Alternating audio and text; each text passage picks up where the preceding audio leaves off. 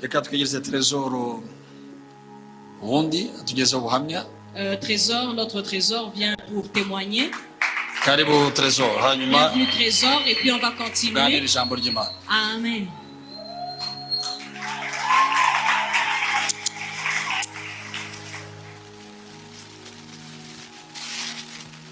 Abajene mwumve. Écoutez, chers jeunes. Hari muri umujene ahubwo murasaza nta n'imvi ufite nta n'umugore ufite uracyari umujene. Abajene turakumva rero, karibu.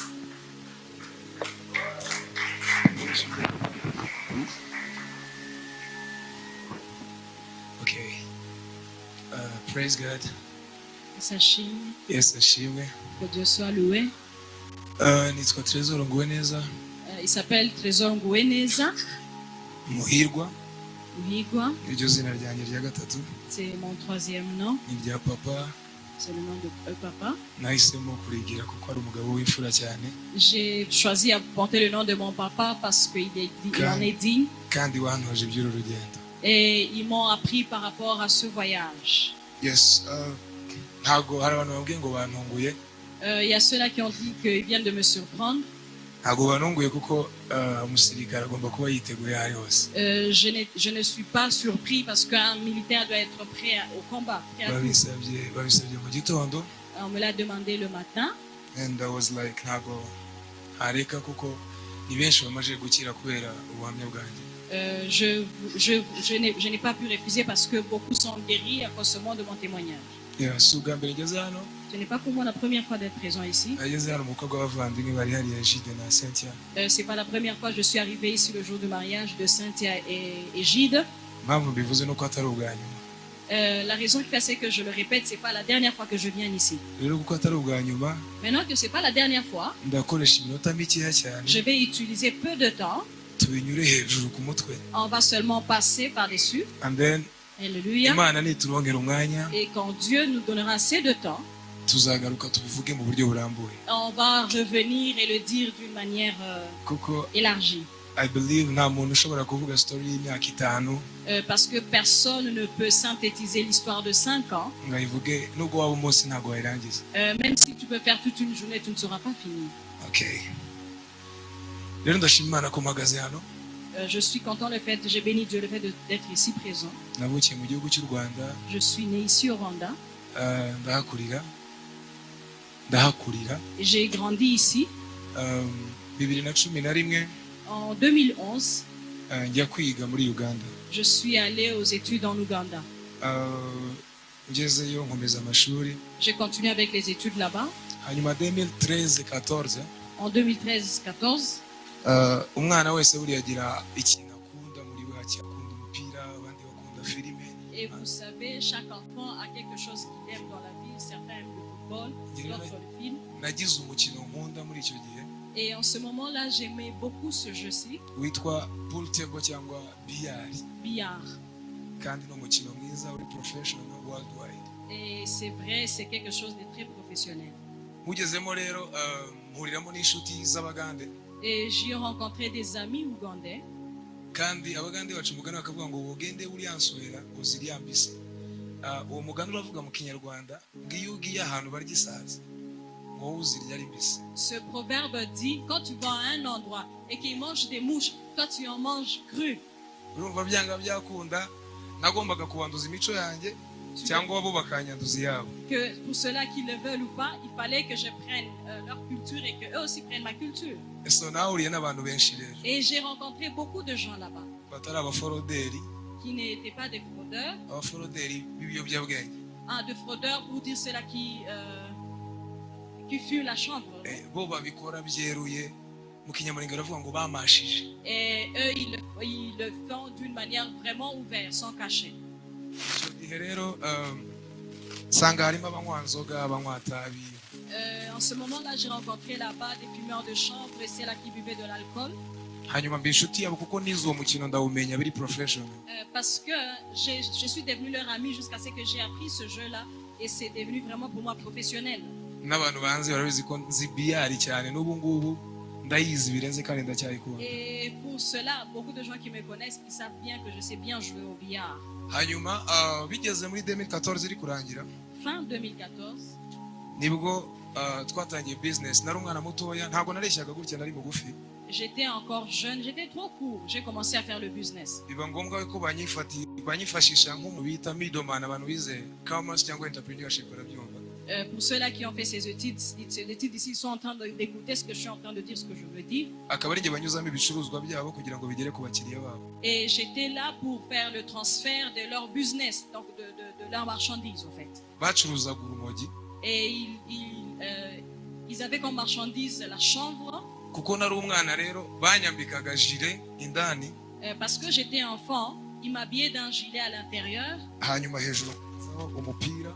Par après, juste au-dessus, je portais un polo. Indani muri iyo gilet rero yabaga irimo utubure twa wheat. Et dans ces gilets-là, c'est là où il y avait du chanvre. Nashobora kugendanaga utubure 100.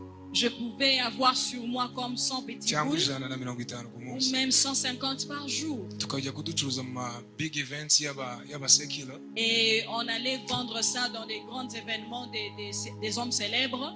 Ducuruzanya nabo ibyo biyobyabwenge. Et on a fait ce commerce avec eux kumara igihe cy'umwaka. pendant toute une année. Umwaka ushize ndi kubivuga mu ncamake murambabarira. À fin 2014, alors que l'année se finissait, Ndibuka hari kwa gatandatu je me souviens, c'était un samedi, nyura ahantu muri ghetto twabaga. et je suis passé dans la maison où on vivait. Sanga bari gukina urusimbi. Ils étaient là en train de jouer Gambling. au Lusimbi.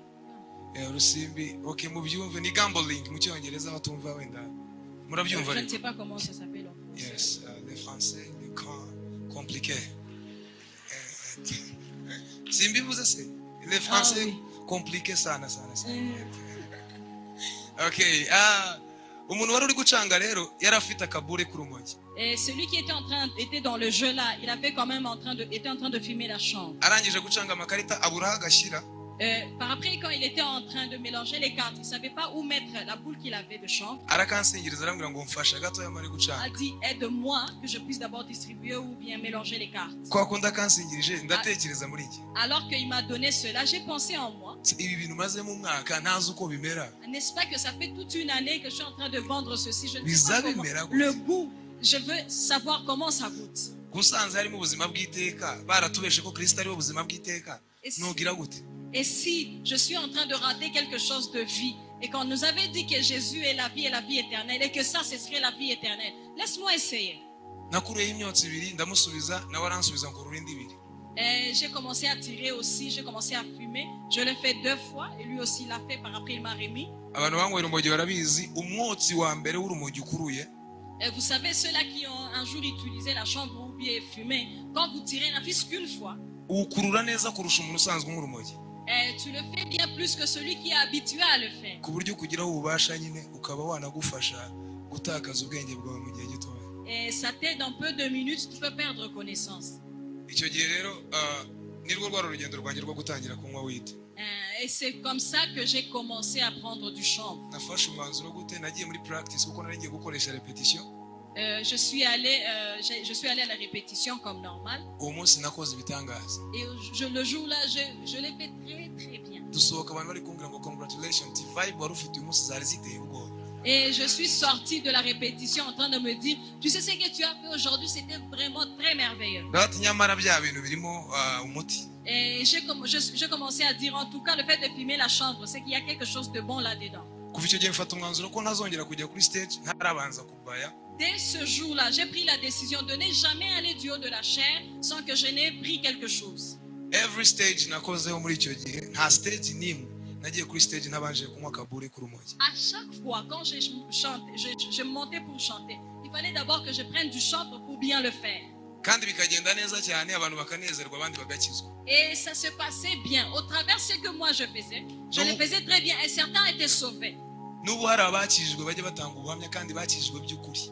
Et vous savez, il y a ceux-là qui ont été sauvés pour de vrai. Ils ont vraiment reçu le salut et ils l'ont fait parce que moi je faisais cela. Kuko Imana ishobora kugukoresha ngo ubikiraro cy'undi muntu. Parce que Dieu peut t'utiliser comme un pont pour l'autre Mu gihe ikeneye ko umuntu akizwa. alors qu'il a besoin de sauver nombre. twihuta ndakomeza ngera igihe mba addicted ku buryo ku munsi nafataga boule zitandatu z'urumogi. Vous vous imaginez, je suis devenu accro jusqu'à ce que par jour j'en prenais comme 6. Every day, buri munsi nkabyuka Chaque jour, comme je me réveillais, nkafata esheshatu ku munsi j'en prenais 6. kuko zari z'ubuntu n'ingihe uzicuruza. Parce que c'est moi qui vendais cela. Bon, moi, je n'achetais pas. Turakomeza hagati aho ngaho nigiramo andi manyanga, murabyumva nawe iyo umuntu yagiye muri peer groups. Vous savez, hein, par-dessus tout ça, je fais encore d'autres mauvaises choses quand vous entrez déjà dans une mauvaise compagnie. Nari mfite impano yo kuririmba n'iyo gukina biyari. Et j'avais deux dons, le don de jouer au billard et aussi de chanter. Ndibuka banshyiriraga amatafari kugira ngo nshyikire biyari aho iri kugira ngo mbone gukina. Et je me souviens qu'on était en train de mettre de briques pour que je puisse arriver à la table de billard. Umugore umwe arankunda arambwira ngo ngiye kukubera manager muri iyi competition ya biyari. Et il m'a dit, une femme m'a aimé, a dit je veux devenir pour toi un manager dans ce jeu de billard. Yitwa Mama Rachel, yarakijwe ari Belgique. N'umukobwa w'ubu ngubu yashatswe n'umupasiteri. Et cette maman vit maintenant en Belgique, elle a été sauvée et sa fille a été mariée par un pasteur. Aransapotinga tukazaye tujya mu championnat tukayatsinda dukomeza gutyo. Il était pour moi un supporter. On était en train d'aller faire des grands championnats et j'avais beaucoup de victoires et on a continué comme ça. Yagiraga akabari gakomeye muri Uganda. Yagiraga akabari gakomeye muri Uganda. Il avait vraiment un cabaret qui était vraiment très célèbre en Ouganda. Cabaret ni Ifaransa. Oh oui. Kabisa. Amama kazi ko kuririmba. Et il m'a donné là-dedans et je devais commencer à chanter. Narimbye mu kabari igihe cy'imyaka 3. Et j'ai fait cela pendant 3 ans dans le cabaret. Nkarara mu kabari ndi kuririmba. J'ai dormi dans le cabaret en train de chanter. Tugata hari kuwa gatandatu. Le samedi maintenant, nkaryama. Je dors. Mu gitondo nkazindukira amateraniro. Et le matin, j'allais dans le culte. Yanishimiye iyo ndi kuvuga ubuhamya harimo abantu bafite babahamya b'ibyo bintu. J'ai béni l'Éternel parce qu'à chaque fois, quand je fais ces témoignages, il y a toujours quelqu'un qui est là pour témoigner de ce que je suis en train de dire. Uyu ni mubyara wanjye twarabanye muri Uganda. Et ça, c'est ma cousine avec qui on a vécu en Ouganda. Korali nabaga marayizi. Il connaît la chorale dans laquelle j'ai chanté. Ibi byose ndi kuvuga arabizi. Pour dire tout ce que je dis ici, il peut témoigner. Ngeri igihe baramenya ariko kuko ari ngiye wari kibamba sinzi ko mubyumva. Je ne sais pas. Tout le monde connaissait ce que j'étais en train de faire, mais parce que j'étais comme un grand leader. Umuntu yashoboraga gusiba practice repetition. Quelqu'un pouvait ne pas venir à la répétition. Bakamuhagarika.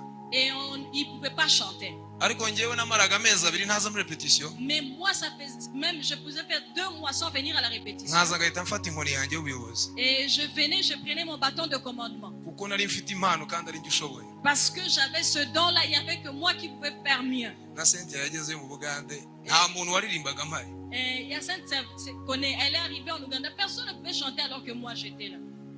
Icyo gihe kirakomeza rero mari yo myaka yose ndirimba mu kabari nkoresha. Et j'ai fait toutes ces années-là en chantant dans des cabarets. Yankoresha nizo staff n'abwiye zose. Et j'étais en train d'utiliser tout ce que je faisais. Abajene murabyumva niyo mpamvu ushaka gukoresha ururimi twumva. Alléluia. Kandi mutega amatwi cyane kuko écoutez, ibi byatabara ubuzima bwawe. Écoutez parce que ceci aussi peut secourir, bien sauver ta vie. Ndahamya nashidikanya 99% Et je suis vraiment conscient qu'à 99%. ko na hano harimo abantu bameze gutya. Que ici il y a des gens pareils comme moi. Kuko nanjye icyo gihe nabikoraga ndi mu rusengero. Parce que moi aussi, je faisais cela alors que j'étais à Kandi l'église. ndi umuririmbyi uyoboye. Et j'étais là, j'étais conducteur à l'église dans la chorale. Njya ku musozi umunsi umwe hari 2018 iri kurangira. C'était fin de l'année 2018, je suis allé à la montagne. Korali yacu yari ifite amasengesho y'iminsi 3. Et notre chorale avait la prière de 3 jours. Ariko ngewe nagombaga kuba mu yo kumanywa kubera nijoro nabaga mfite akazi. Et moi, je pouvais n'importe que rester là-bas pendant la journée et le soir, je devais rentrer pour travailler. Akazi vuga nako kuririmba mu kabari. Vous savez que j'ai chanté dans le cabaret, donc je devais travailler la nuit. Hari kwa gatanu ngewe ndara. Icyo gihe twari twaraye mu gitaramo cy'umuririmbyi bita Bebe Cool muri Uganda. Le jour-là, on avait fait un veillée avec un homme célèbre de l'Ouganda. Ndi muri backup y'umuririmbyi bita King Sah. Et j'étais dans le backup de cette personne-ci. Abo baririmbyi n'abaririmbyi bakomeye muri Uganda, ababaye muri Uganda murabazi. Vous savez, ce sont des hommes célèbres, ce sont des grands chanteurs en Ouganda. Ndazinduka mu gitondo ndaruhuka. Par après, je suis rentré à la maison, je me suis reposé. Maze kuruhuka njya ku musozi gusanga abandi harimo masasa. C'était comme 13 heures, je suis allée à la montagne pour rencontrer les autres. abazi Prayer Mountain Uganda uri kwinjira ama escalier azamuka uhita winjira ku biro. Ceux-là qui connaissent la montagne Prayer Mountain de Uganda, quand vous montez, tu montes les escaliers, il y a un bureau juste à côté. Ndiyandikisha ntanga ibyangombwa byanjye. Et je donnais tout ce qu'il y avait comme identité, je donnais mon nom. Sanga abandi aho bari bari gusengera. Et je suis allée vers les autres là où ils étaient en prière. Ndi kugenda Alors que je marchais vers eux, numva umuntu inyuma yanjye arampamagaye. et j'ai senti une voix derrière moi. Arampamagara amazina yanjye yombi. Il m'a appelé par mes deux noms. Ngira mugenzi wanjye Imana irakuzi kandi ikuzi mu mazina yawe yose. Dis seulement à ton frère, le Seigneur te connaît, il connaît même par ton nom. Arampamagara arambwira ngo Trésor nguwe neza. Il m'a appelé en disant Trésor Ngouenez. Jewe ntekereza yuko wenda ari umuririmbyi turirimbana muri groupe.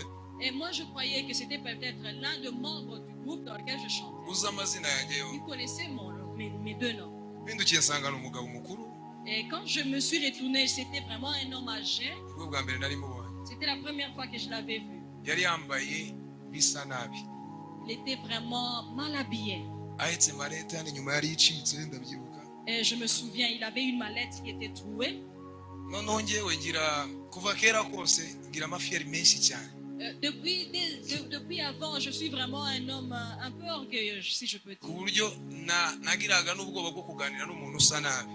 Et je ne voulais même pas parler à un homme qui était sale, si je peux dire. Natangiye gutera ipasi 2012 umwana w'imyaka 10 n'ingaho utera ipasi cogere muri primaire. Vous savez, un enfant, Cyangwa depuis secondaire 2012, simba. je connaissais bien prendre soin de mes habits jusqu'à les repasser. Abakabije ku mafiyeri. Vous savez ce que ça pouvait donner. Ndamwegera ariko gahoro gahoro kugira ngo ntamwegera wenda atanyanduza. Et je suis allée juste à côté de lui, mais sans que je ne puisse trop me rapprocher de lui pour qu'il ne puisse pas me salir. Arambwira ngo twaganira. Elle dit, est-ce qu'on peut parler? Abati nta kibazo twaganira. J'ai dit, ok, il n'y a pas de problème, on peut parler. Twicare ndicara mu Nous byatsi aho sommes ngaho. assis. Nous sommes assis en bas. Lui aussi s'est assis.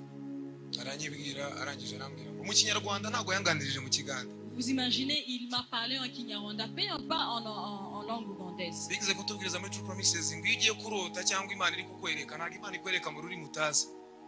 Vous savez qu'on nous a dit que quand Dieu veut te révéler, ou bien il veut te donner une vision, ou bien il veut te parler, il te parle dans la langue que tu peux bien l'écouter. Ikubwira mu rurimi zikugira ngo wumve neza icyo ishaka kukubwira. Il te parle à travers la langue que tu connais bien pour que tu puisses bien savoir et connaître, entendre ce qu'il veut te dire.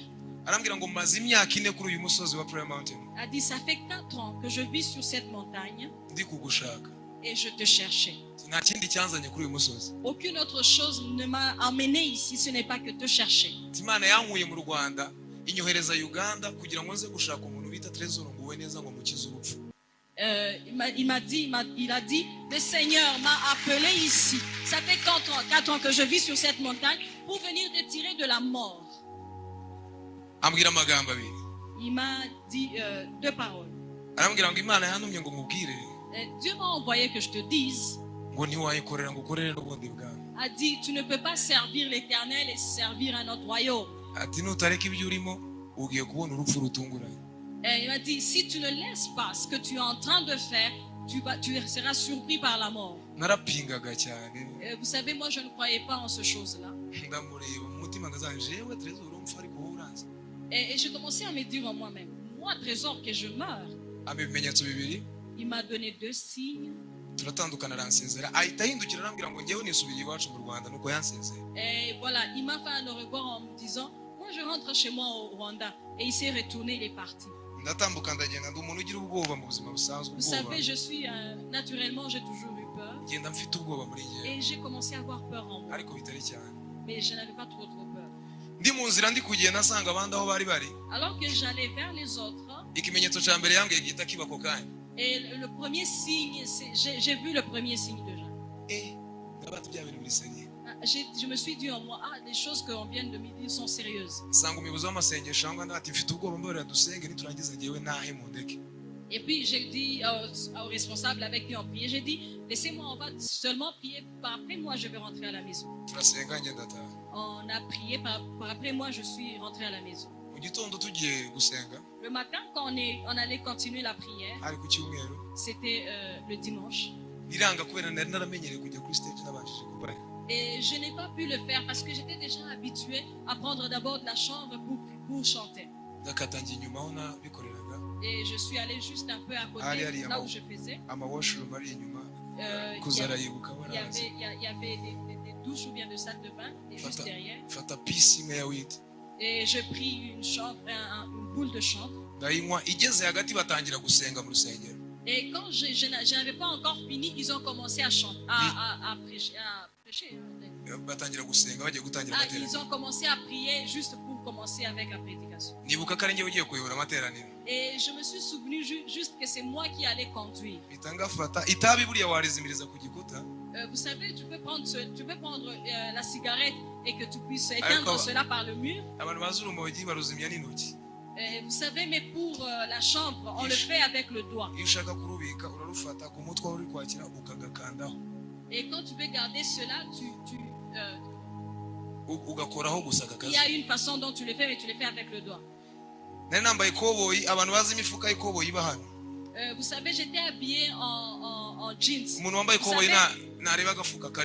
Celui qui est habillé en jeans ici, il y a une petite poche, une toute petite poche juste ici. Et c'est là où j'avais gardé. Même si tu peux mettre un petit rond de 20 francs, ça ne peut pas sortir facilement. On allait chanter. On était en train de chanter cette chanson de healing qui disait Seigneur, ta force est si grande. Vous savez, on a sauté tel qu'on était en train de le faire. Premier signe, je n'ai pas l'habitude de le dire parce que c'est vraiment personnel.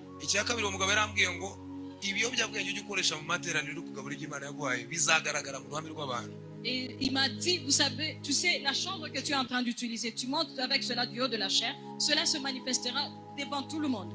Vous savez, on a sauté tel qu'on était en train de sauter. Vous savez, la petite chose que j'avais, la chambre que je n'ai pas finie, est tombée juste du haut de la chair. Parce que je n'avais peur de personne, je suis allé et j'ai ramassé, j'ai encore gardé. Vous savez, pour beaucoup de Banyamulenge, il n'y a vraiment pas beaucoup des enfants voyous. C'est maintenant que ça commence à apparaître. Papa yari pasiteri yarakabonye n'abapasiteri bagenzi be nabo twari turi kurimbana bose barabibonye ariko nta muntu wamenye ngo ni urumogi cyangwa se urumogi. Vous savez, alors qu'on était là dans toute l'assemblée, personne n'avait su si c'était quoi au juste parce que beaucoup ne savaient pas qu'est-ce qu'étaient les chanvres et comment ça ressemblait. Nyuma yabwo ngira ubwoba ndataha. Après, j'ai eu peur, je suis rentré à la maison. Mari cyumweru cya mbere ntajyayo. J'ai fait une semaine sans y aller. Narakuyeho telefone. J'ai fermé le téléphone. Mu cyumweru cya kabiri kuwa kane. Deuxième semaine, c'était le jeudi.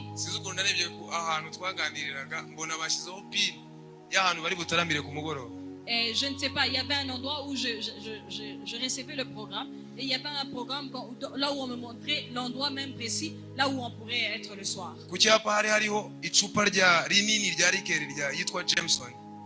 Et sur l'écran, ou bien oui, je peux dire, il y avait une bouteille qui s'appelait comme ça, une bouteille d'alcool. Et quand j'ai vu cette bouteille, j'ai juste eu soif. C'est tout le jour là que je n'avais pas bu. Et je suis rentré là-bas. Et j'ai fait encore longtemps avec eux. 14 février 2019. Et c'était le jour de Saint-Valentin. Et on devait aller chanter quelque part. Et dans le cabaret de cette dame-là. Alors qu'on était en train de chanter. Moi, j'ai fini avec le programme qu'on m'avait donné. J'ai continué à prendre ce que j'avais à prendre. Petit à petit, un homme est venu. Un homme était venu, c'était un Ougandais qui avait enfilé. Et il était juste un peu en bas. Et il m'a dit, cet homme m'a dit, est-ce qu'on peut se parler? Il a dit, ok, il n'y a pas de souci. Et nous sommes allés derrière le stage. Et il m'a dit, je te connais. tinakubonye nibuka igihe waririmbye kwa Elisha n'umupasiteri. Il a dit, je me souviens que tu étais chantre chez Élisée. Atariko nkubona numvisha umutima umatiriza kukubwira message Imana iri kumva. Mais quand je t'ai vu, le Seigneur m'a donné un message que je devais nécessairement te donner. Atufite amagambo wagandiye n'Imana ku musozi. Il a dit, il y a des paroles dont on t'avait dit, le Seigneur t'avait dit sur la montagne. Ati nyuma yabwo niwigeze wubahiriza icyo Imana yakubwiye. Et après cela, tu n'as pas pu obéir ce que Dieu t'avait dit. Ati none ibyo Imana yakubwiye harageze ko bisohora. Et maintenant il m'a dit, tu sais tout ce que Dieu a dit, le moment d'accomplissement est arrivé. Yambwiye gutyo mpita musuhuza ndamubwira ati we bareti urakoze. Je lui ai dit merci. Nkuramo in-ears nari nambaye. Et il y avait une chaînette, il l'a enlevé. Ndazitanga. Et il a donné, il a remis en fait. Ndagenda nsezera abo twaturi kuririmbana ati turi kumwe kandi ntabwo tuzongera kubonana. Et j'ai dit au revoir à ceux-là avec qui on était, on ne se reverra plus. Sanga boss kuri table ari gusangira n'abakiri bagenzi be. Le boss était là avec d'autres. Ndamwongorera ndamubwira ati ndagiye kandi ntituzongera kubonana. Et je lui ai dit, je lui ai fait un au revoir en disant je pars et on ne se reverra plus. Sohoka hanze. Je suis sorti. Mpamagara moto. J'ai appelé un motard. Moto nicaye kuri moto wa mugore araza yitwaga Mama Rachel. Et maman Rachel est venue alors que j'étais déjà sur la moto. Arambwira ngo Trésor ngo wambabariye basi ukarangiza uyu munsi. Il m'a dit, Trésor, si seulement je te supplie qu'on finisse avec toi cette journée. J'ai dit non. Afata amafaranga yari ari kunyishura umunsi yatwishyuraga 400,000 y'amagande. Icyo gihe hari 2019 400,000 y'amagande n'ibihumbi 150 by'amanyarwanda mu ijoro rimwe. Vous savez, en ce moment-là, on avait comme salaire de 400,000 qui avait la valeur de 150,000 francs par nuit. Yari amafaranga meza ku musore nkanjye. Et c'était vraiment l'argent suffisant pour un jeune homme comme moi. Vous savez tous, on aime l'argent. Et je n'avais pas vraiment le cœur de prendre cet argent. J'ai dit non, reste avec l'argent, on va s'appeler. Et je suis arrivé à la maison, ceux-là qui étaient au salon. Je leur ai dit, je viens de changer. Et parce que j'étais en train de leur dire, mais ils ne me croyaient pas. Je suis allé dans la douche pour me débarbouiller. Quand je suis rentré au salon, c'est moi qui chantais. Et je leur ai chanté la chanson de Bonnie disant, j'ai vraiment changé et croyant en ceci.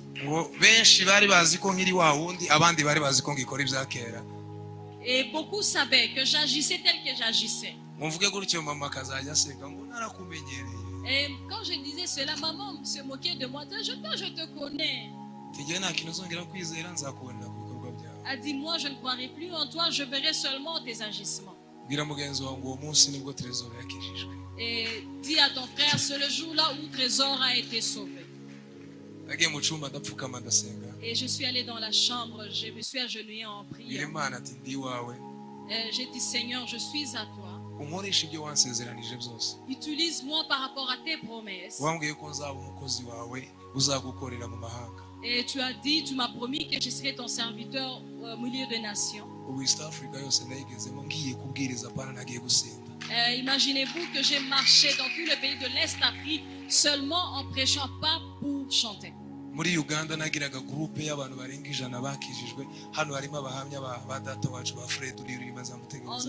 j'avais plus de 100 personnes qui étaient sauvées. J'avais même mes parents qui faisaient partie de ceux-là qui étaient sauvés. Je ne sais pas comment ça s'est dit en français.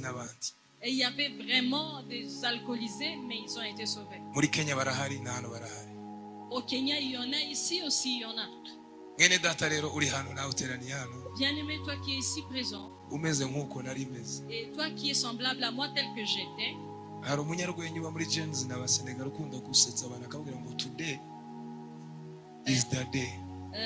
il y a un comédien qui a l'habitude de dire qu'aujourd'hui, c'est aujourd'hui. Aujourd'hui, peut-être aussi, c'est ton jour. Par après, le fait d'abandonner tout ce que je faisais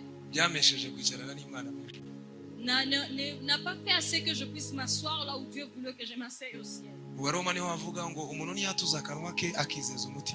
Et si seulement tu peux confesser de ta bouche et croire cela en toi, nibwo azakizwa. c'est en ce moment-là que tu seras sauvé. Nufata umwanzuro none aha ngaha Si tu décides maintenant, wizeza umutima wawe crois en toi, dans ton cœur, ubyatuza akanwa kawe, et que tu confesses cela de ta bouche, ico gihe nibwo uri bwicarane n'Imana mu ijuru. c'est en ce moment-là que tu t'asseoiras à la droite ou bien au ciel avec Dieu. Ntutinye, N'aie pas peur. Yesu yiteguye kukwakira Jésus est prêt pour t'accueillir kandi aragukunda. et il t'aime. Imana ibahe umugisha. Soyez bénis.